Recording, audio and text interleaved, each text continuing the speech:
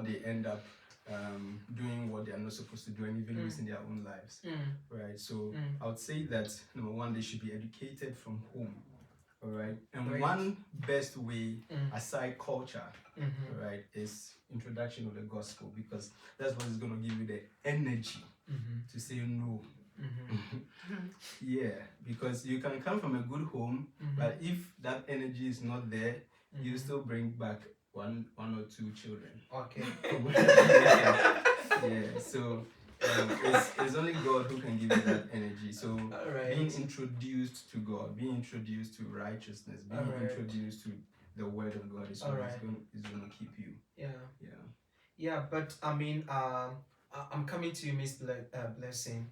You know, most of us are from Christian home. Myself, I am. But I mean, when I got to that stage, I also went to, because I mean, I saw that it was like a normal thing. Everybody is doing it, so I also did. Okay, so somebody who's also from a Christian home, as we are talking about Christian, somebody is even a choir, somebody is even a pastor's daughter or son is doing that. What do you think is the outcome of it or the cause of it, and how can they come out from it?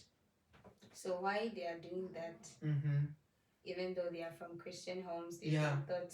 Yeah, they know it. They know the knowledge we are talking about. They know that this is not good, this is not right, but they are doing it. Yeah, I think I would like to talk.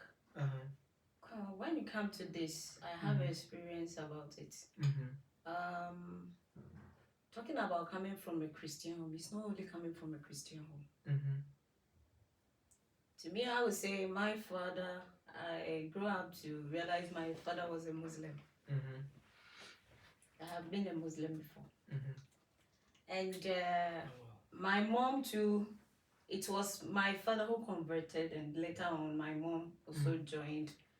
We try our best to also, to me now, it's not about the home.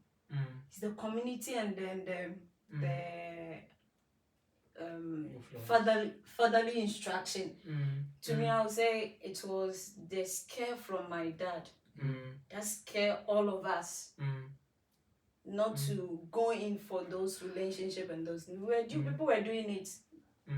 They mentioned people were not part. Though we mingle with them, but we never find ourselves doing it. And it got to a time I didn't understand why we were able to keep ourselves up to some age.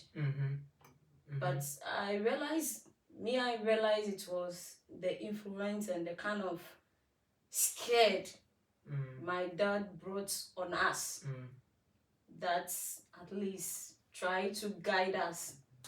Because if you go and do it, they'll finish you. So you won't even tempt. Okay. So even if someone, you find yourself there, maybe someone try to catch you, the person wants to touch you and do those things. Well, you remember your father. Okay. So you try to fight yourself and then run away from that. Yeah, so because you know yourself. Yes. Yeah. If it was to be my mom, my mom was not this thing. I better say sorry. Come on, can speak it. Yeah. Better say sorry for adding it, but you can translate. Yeah. Can I say that is yes. Okay. As a pastor's child, which I am, like she said, like your father's strictness. Or let's say father's presence or influence. My father's presence, even his absence. Yeah.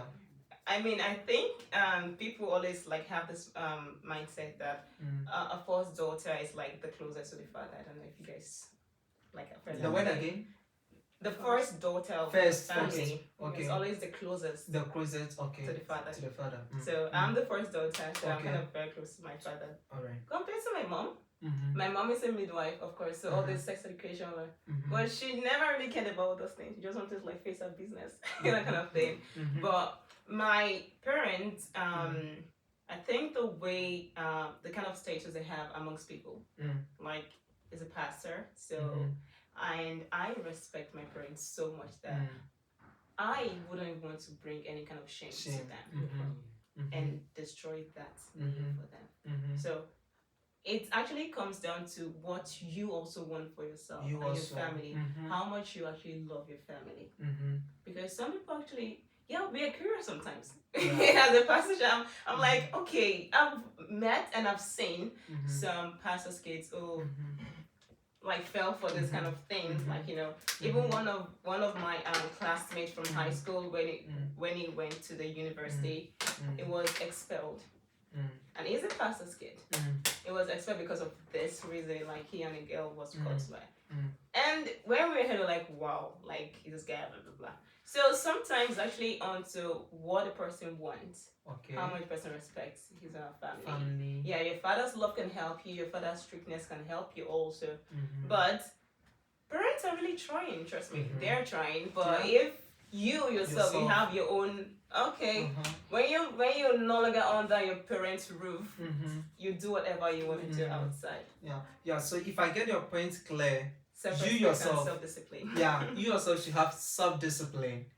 You should tell yourself that this is my family and I don't want to bring shame. Because the question is that why do we? I'm saying why do we because I've come up from that stage. Okay, so I want to put myself in the bracket.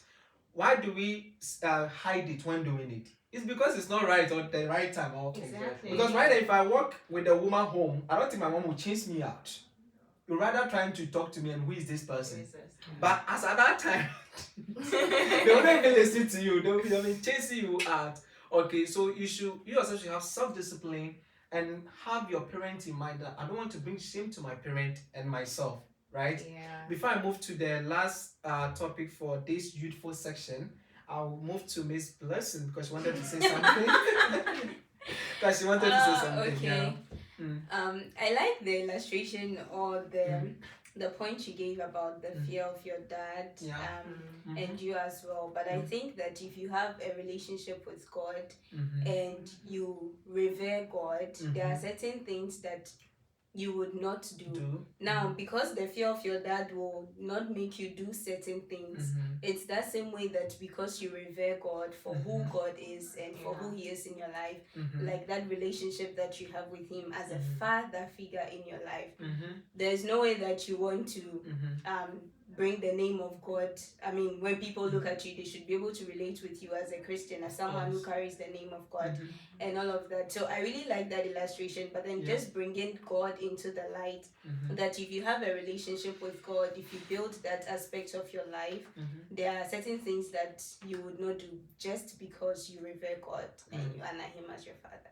Great. Okay, thank you one so much. question about that. What about people who maybe like fell for it before they gave their life to Christ? Yeah, that's a very nice question.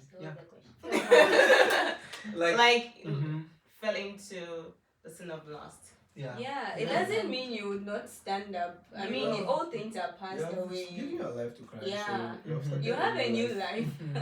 Yeah. All right. Oh, is your question answered? That's it. Of course. All right. Thank you so much. And to chip in this, I think the community in which you are also play a major key to it. Okay. Because how you carry yourself also have an impact on you. How people see you. So at times it's not only from the house, from the community. How people see you, how people have pinpointed you. It can also influence you or bring something on you, a guide on you. Because just thinking of me doing this and I'm pregnant, these people, apart from your parents, the community, people who see you to be, hey, this girl is good. Yeah, me, when I was growing up, some of these things were guiding me. Some of these things, apart like from self-conscious, and then the environment, my friend. So I'm going to do it. Okay, I get it. So that was it. I get it. So I kept this thing and then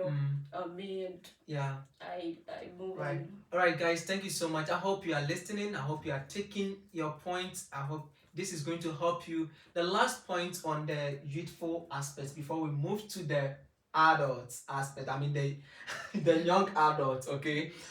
So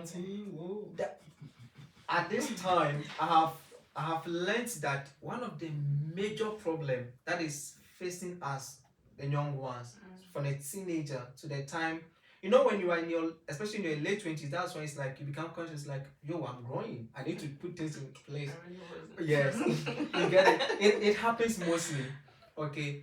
And I've seen that one of the major problems is lust. So please, all of us, everybody's going to talk. How are we going to handle lust? Because lust is a major problem. So first of all, what is lust? So when you talk of lust is doing something which is not yours or right. So lust is not only sexual lust. If you are stealing, it is not your food. You are, of course, money, the lust of money. So because of the lust of money, people take what does not belong to them. That is lust. So lust is not only relating to sexual aspect. For alcohol, Smoking, everything.